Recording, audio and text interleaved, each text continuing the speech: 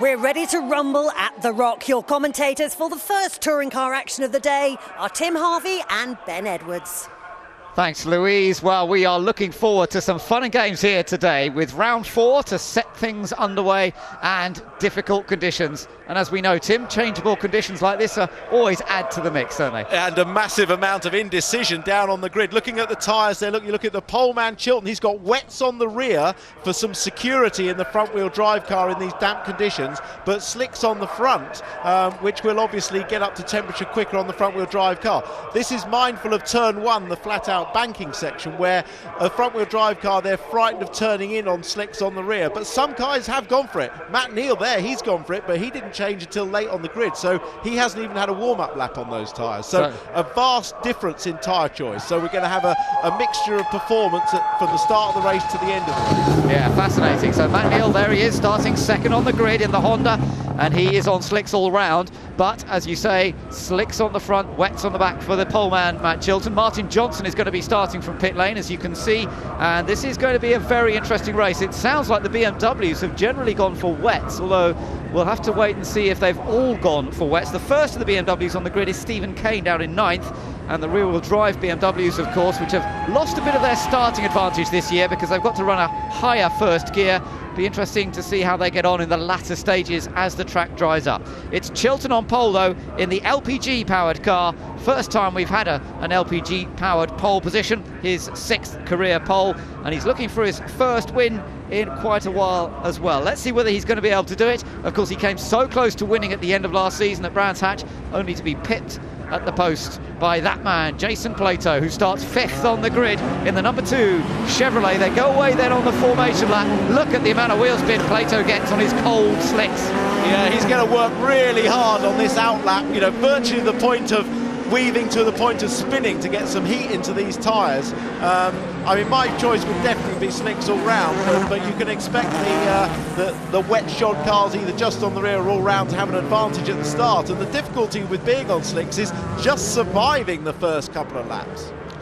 So here's how the grid looks. It's Tom Chilton on pole position in the Ford Focus, and alongside him is the Honda Racing Team entry of Matt Neal. Alex McDowell, the youngsters, on position 3. Tom Onslow Cole in the second of the Ford Focuses lines up 4th. Then it's Plato and James Nash making a welcome return to British touring cars this weekend. Gordon Shedden, a former winner here a couple of years ago, he's in the Honda. Next up in 7th, then Andrew Jordan in 8th. Stephen Kane is the first of the BMWs in 9th, ahead of Paul O'Neill, followed by Matt Jackson and Rob Collard on row 6. On row 7, it's Dave Pinkney and Tom Boardman, then Andy Neate in another of the WSR BMWs. John George is next to him. Martin Johnson isn't on the grid, he's starting from pit lane, and Arthur Forster makes his debut in British touring cars in his Forster Motorsport BMW. And at the back we've got Matt Hamilton and Sean Hollenby in the AMD Miltech Racing VW Golf. So let's just see how they're getting on out there. Let's see if we can get a quick word with Jason Plato. He's got the radio communications. Jason, this is Ben up in commentary. What are the conditions like? Have you done the right thing for going for slicks all round? I don't know the answer to that, Ben. I'm on, as you said, 4 slicks, but it's pretty tricky at the minute. Certainly if it doesn't rain, the sun looks like it's coming out, it'll dry, but we just got to keep it on the island for the first few laps. The problem is the rears are stone cold. We've got about 15 degrees in the rear, and we need probably 60. So struggling to get some heat in the girls. Okay, we'll leave you to that little task. And that's exactly what you were talking about, Tim, trying to get those rear tyres warmed up. And there you can see him really weaving around trying to do so. Yeah, you've got to virtually chuck the car to make the rear slide. And you can see him doing it there, almost correcting the slide as he chucks it. But it's not an easy job, and he's guessing how much temperature he's going to have in the tyres when he leans into that first corner. Off the start line, it's not too bad because you've got a run to the first corner. It's when they get to that, he'll have a feel for how much green he's got at the end of the first lap before he commits to that corner on lap 2. That's when we've got to hold our breath. That's going to be really, really interesting. Remember, he's carrying some ballast. There we are on board with Matt Neal, not carrying any ballast. He got 3 points on his licence yesterday after a discussion about his incident with Rob Collard in race 3 at Thruxton, but that doesn't affect his grid position. He starts up here on the front row and really looking comfortable being back in the family team in that Honda Civic. So up on the outside of the front row in the white Honda with the red and black flashes on it, but on pole position is the Team Aon Ford Focus. Sitting third on the grid is Alex McDowell, the 19-year-old in only his second ever British touring car event. Cars line up, ready for round 4 of the championship to get underway here at Rockingham. We've got changeable conditions. Some cars are on slicks, some are on a mixture of slicks and wets, others are on wets all round. Who's it going to be at the start? Lights out, away we go, and it's all scrabbling for grip, and it's a good start from Matt Neal. Matt Neal makes an excellent getaway. Tom Chilton having to slot into second place, but remember, Matt Neal's on full slicks. Tom Chilton has got wets on the back of his car. Andrew Jordan in the Pertec car going around the outside. He's made a great start. Yeah, look at them, 2 BMWs who were down below the apron on the inside, coming storming round. Matt Neal's held it. Oh, but he slides as they go through Dean Hairpin. More sliding going on, and that's Plato running wide. Oh, and there's another car in the mix in the middle. I think it was James Nash in the Vauxhall.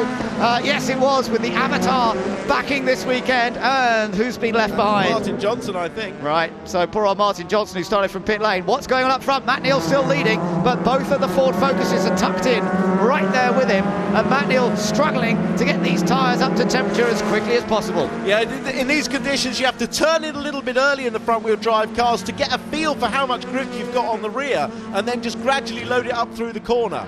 Impressive from Alex McDowell, sitting in 4th place, the youngster. But he got the 2 Ford Focuses, but has damage to one of them. Damage to the car in 2nd place at the moment. Yeah. That's the Onslow Cole car. Well, that was down at the Dean Hairpin on the first lap, and he's had a hit in the door. But I tell you, if those 2 Focuses with wets on the rear are not in front of Matt Neal now, they've got no chance. No, that's right, because they're going to drop further down the aisle. This is a great opening lap from Matt Neal. Superb stuff from the former double champion. Andrew Jordan coming ahead of Matt Jackson in the BMW. Then Gordon Shen, Matt Neal's teammate, in the other Honda. He looks pretty threatening, and actually he's had a great exit out of Brook. And I think that Jackson's on wets. Shetton, I think, is on slicks, and you're already beginning to see those slick tyres working. Yeah, here we go into turn 1, the first lap flat out. Matt Neal gets through safely.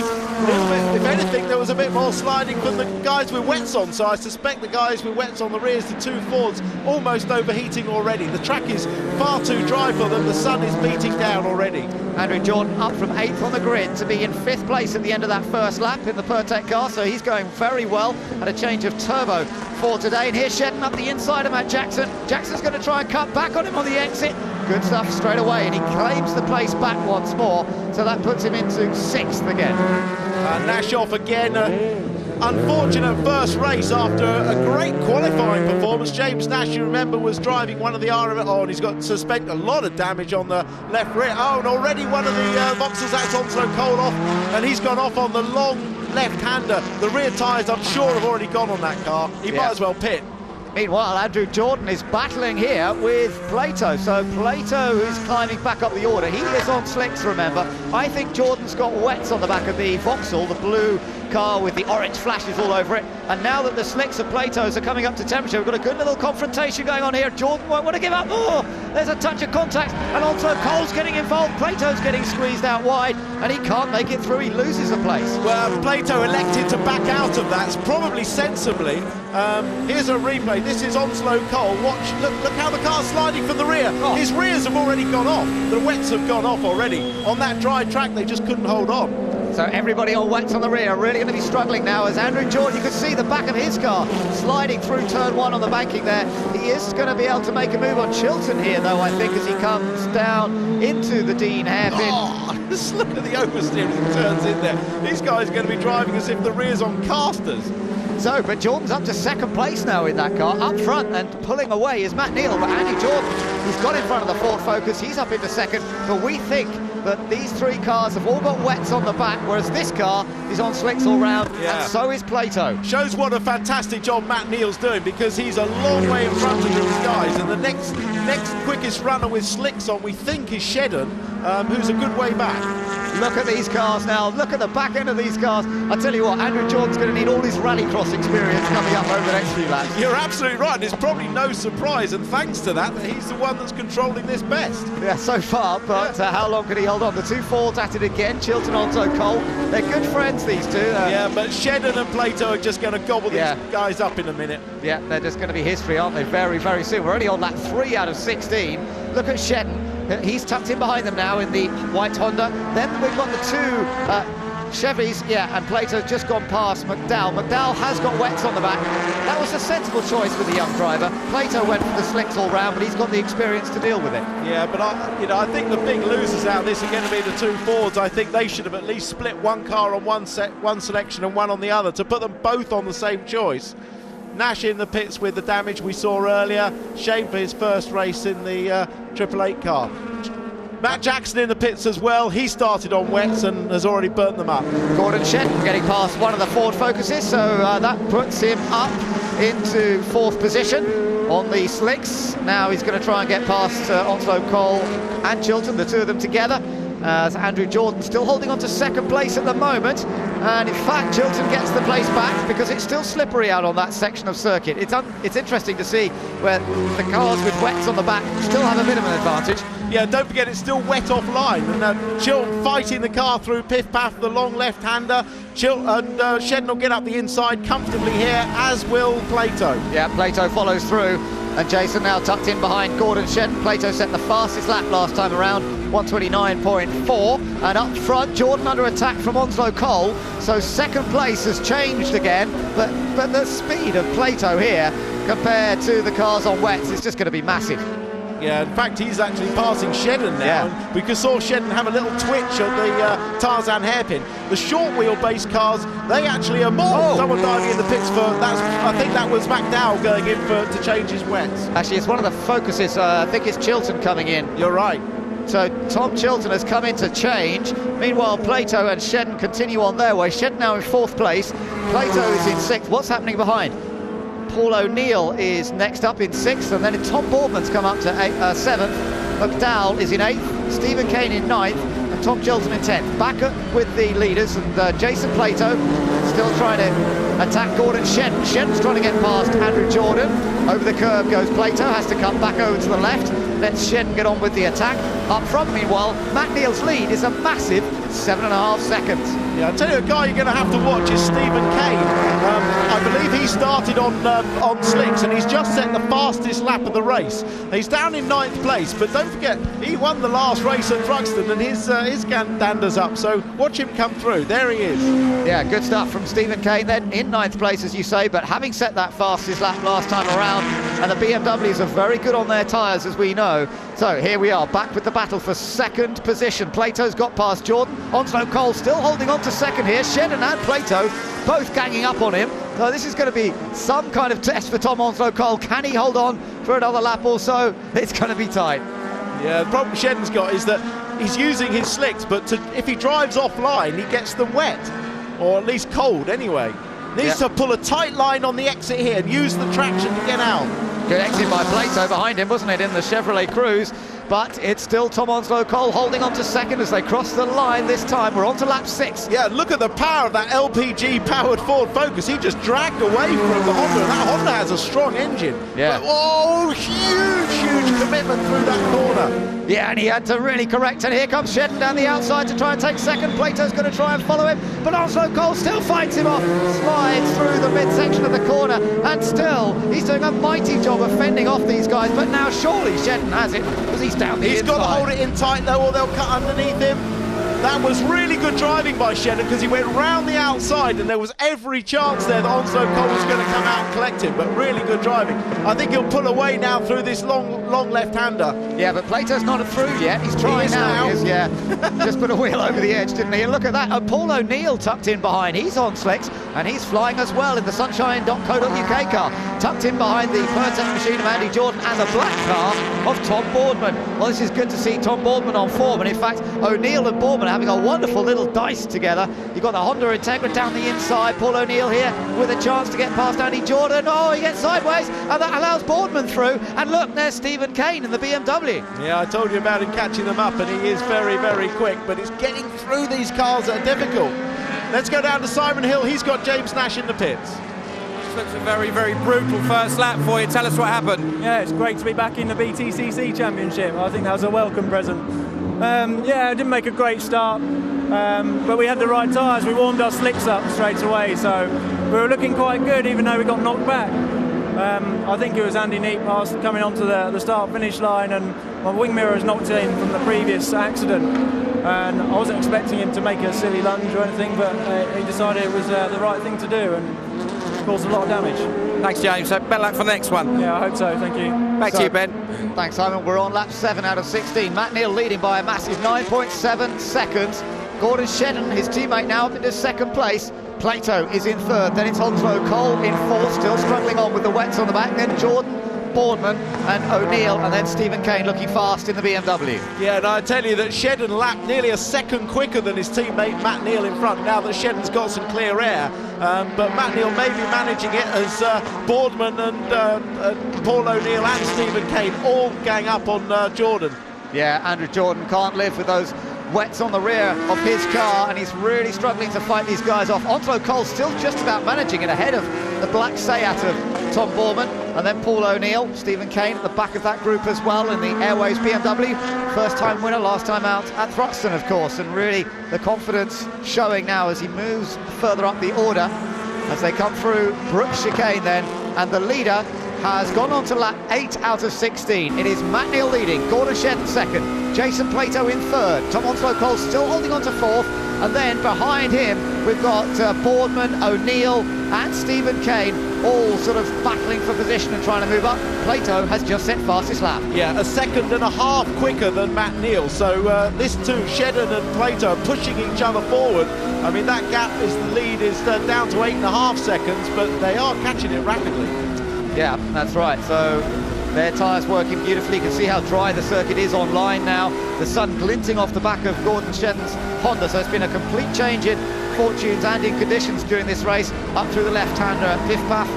And then the long left-hander that really loads up that right front tyre at Gracelands. Meanwhile, Tom Boorman in the black car has now got past Tom Onslow Cole, who's still heroically hanging on in there.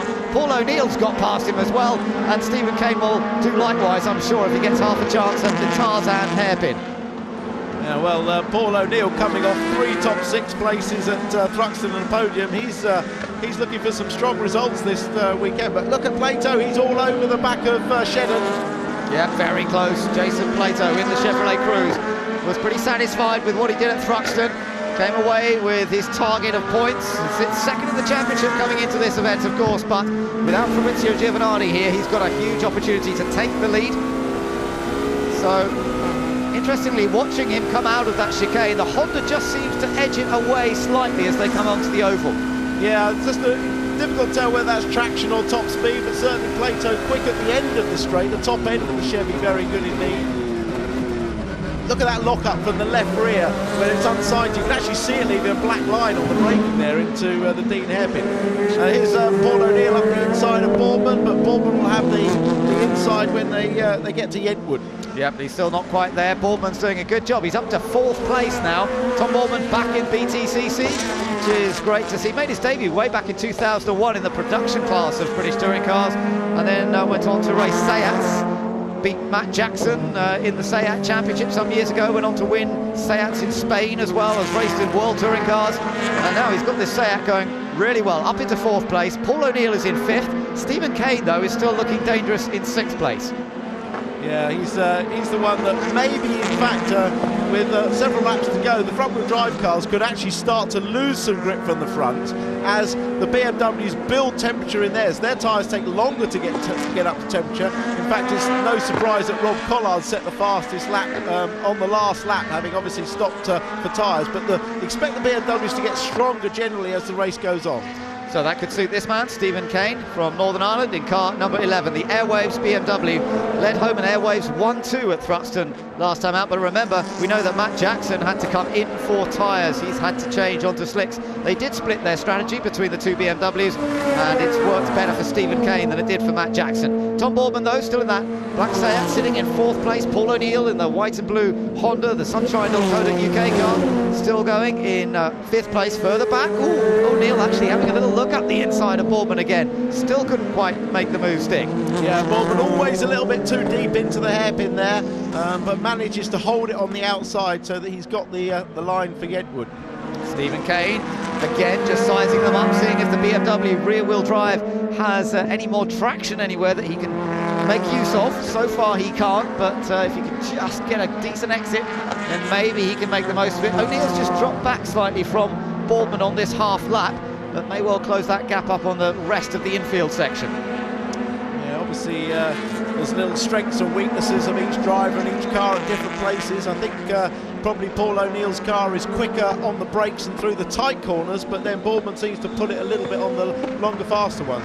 Boardman had a good 5th place in the first race at Thruxton. He was out of luck in the other 2 races, out of the points in the other 2 races. But he's on for a 4th place finish. We're back on board with Jason Plato.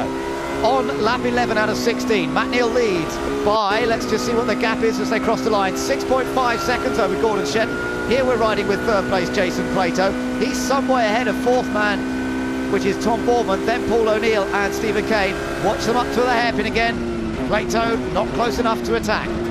6 laps to go, including this one, and at the rate that Shedden and Plato are closing, they are not going to be far away.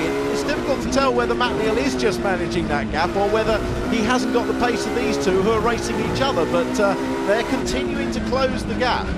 Tell you what though, Tim, this Honda is working well at the moment, isn't it? You've got them running 1 and 2. I know they've worked hard on the aerodynamics of the car over the winter. It is working very effectively here at Rockingham. Well, I spent last night with Matt and Gordon at the Honda Question of Sport dealer at a local dealers, Marshalls, and in fact Gordon was very upset with his car. He said that it won't turn left. It turns right fine, but it just doesn't want to turn left. So either they've cured the problem or he's driving around it miraculously, considering most of the corners do go left at this circuit. Is that the car that was damaged at Thruxton? Yes, it is. You're right. So is he worried that perhaps there's still some remnant of that damage? Yes, he was, and they changed dampers, diffs, all sorts of things, subframes, really looking to find a problem. It's very difficult, though, to find a problem you can't necessarily see, but it certainly seems to be working now. Well, just to remind you, of course, Gordon Shedden was a comfortable leader at Thruxton, wasn't he? He had a massive lead, looked so composed, he wasn't pushing, and then suffered a puncture, and the car went off and he did a lot of damage to it. So that's what we're referring to, but the car working pretty well here, and Honda looking at a 1-2 finish, and this is going to be such a boost to their championship campaign. Of course, big danger man Plato's not far behind them. No, and it was, it was absolutely the right call to take the slicks. You sometimes wonder how on earth people can get it so wrong, but it's easy to say from up here. But it was really very obviously slicks. And when we were listening to the radio from Matt Neal on his outlap, he was talking constantly to the team about the conditions. He was watching James Nash's car, which was on slicks, and seeing it wasn't struggling. He was actually on wets at the time. He could see if he wasn't struggling and the track was drying, slicks was the way to go. And that's the mark of an experienced driver, but it was clearly the right call to make. Bit of a Jenson Button style decision then from Matt Neal. Yeah, it was actually very similar. Yeah. So some good tactics from some of the experienced campaigners. Matt Neal's got it right, Gordon Shedden's got it right, Plato's definitely got it right too, sitting in 3rd place. Ray Mallock, Team RML, very happy, I should think, to see their man up there, because although they'd like him perhaps a bit further, they're being very consistent in their approach this year in scoring points. And Gordon Shedden, well, he's looking fast in that Honda. I'm not sure Plato's quite got an answer for him yet. Yeah, but Plato's not going to take any risks, and RML based down in Wellingborough, very close to this circuit. They're taking a long-term view of this championship. Plato has got all the guile and racecraft and speed when he needs it to do the job, and obviously with Giovanardi not here this weekend, it puts him in the cat's seat. And don't forget, they've got a race again next week as well, so you really, really don't want to end up with a damaged car this weekend, because it can put your whole championship on the back foot with another race at Brands Hatch next weekend. So he's still in there, he's still hunting Gordon Shedden. The lead up front for Matt Neal is still 5.5 seconds, so they have indeed closed it a little bit, but they haven't managed to get that much closer, and they're beginning to lap some of the traffic as well through this infield section. And remember, the Chevrolet Cruze still only in its 2nd British Touring Car event.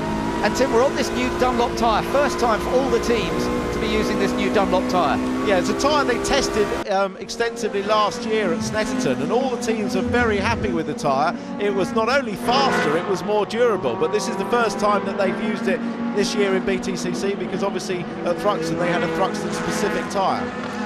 It seems to be working okay for everybody, and conditions a little bit cooler, of course, than they were in qualifying yesterday. Shedden making his way through. There's the Sean Hollenby Golf that they've just gone past, the AMD car.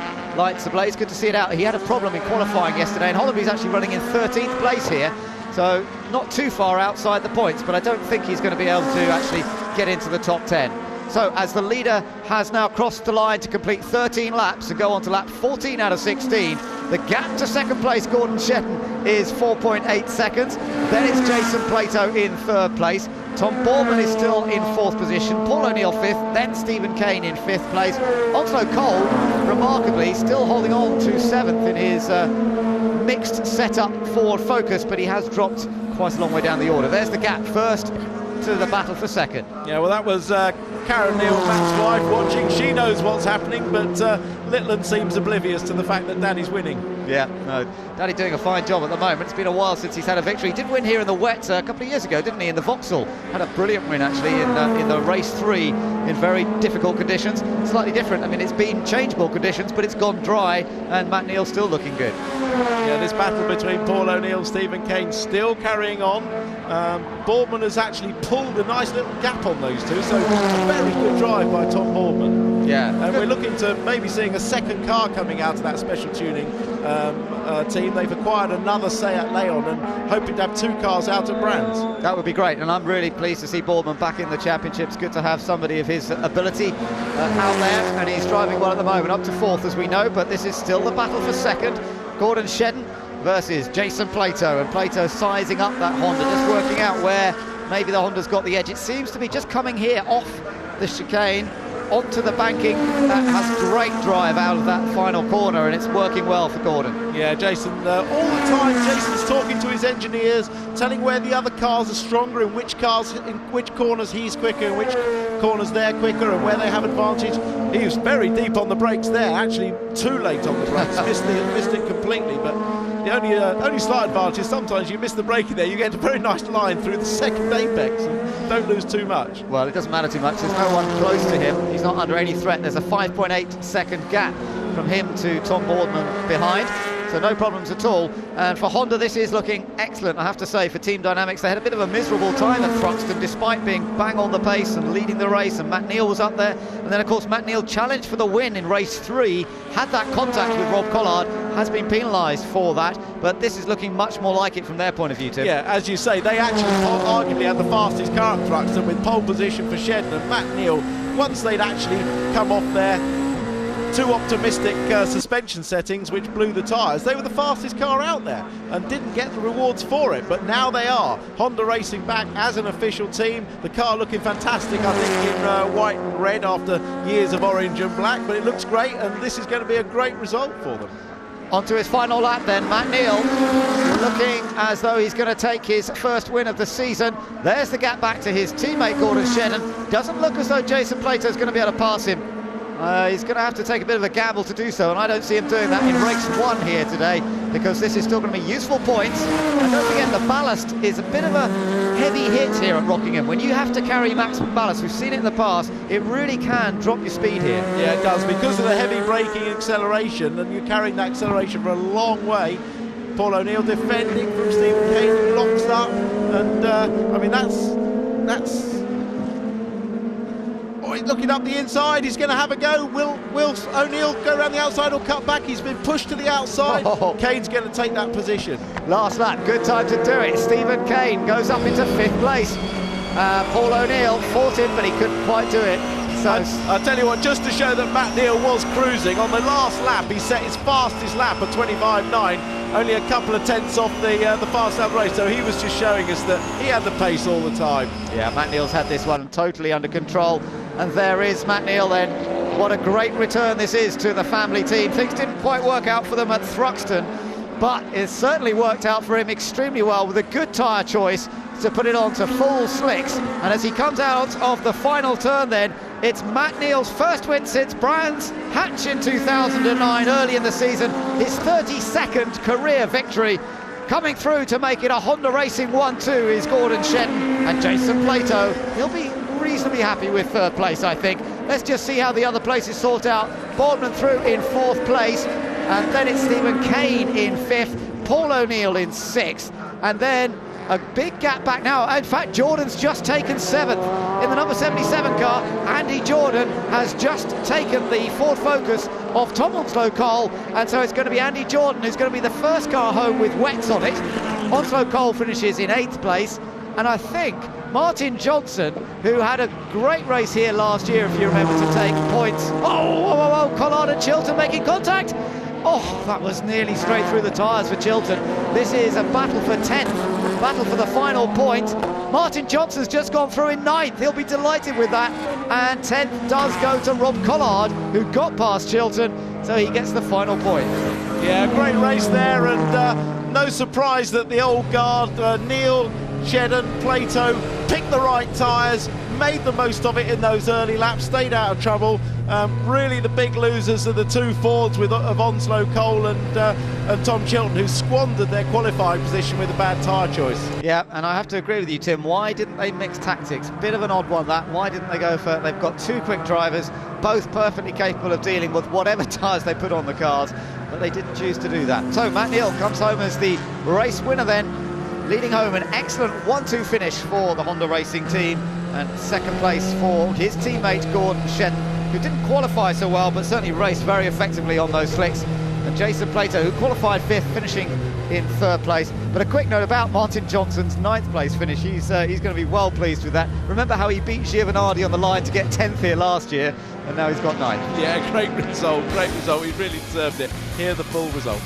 So the result of round 4, Matt Neal the winner, quite comfortably from teammate Gordon Shedden. Plato in 3rd, ahead of an excellent 4th for Tom Boardman. Stephen Kane, top BMW in 5th, ahead of Paul O'Neill. Andrew Jordan, Tom Onslow Cole, who was a star in the early stages, followed by Martin Johnson and Rob Collard. Outside the top 10 was Chilton and Alex McDowell, people struggling and people who had to change tyres, including Matt Jackson. Sean Hollenby brought the Golf home in 14th, Matt Hamilton 15th, ahead of John George, Arthur Forster, Dave Pinkney. James Nash went out early, as did Andy Neate.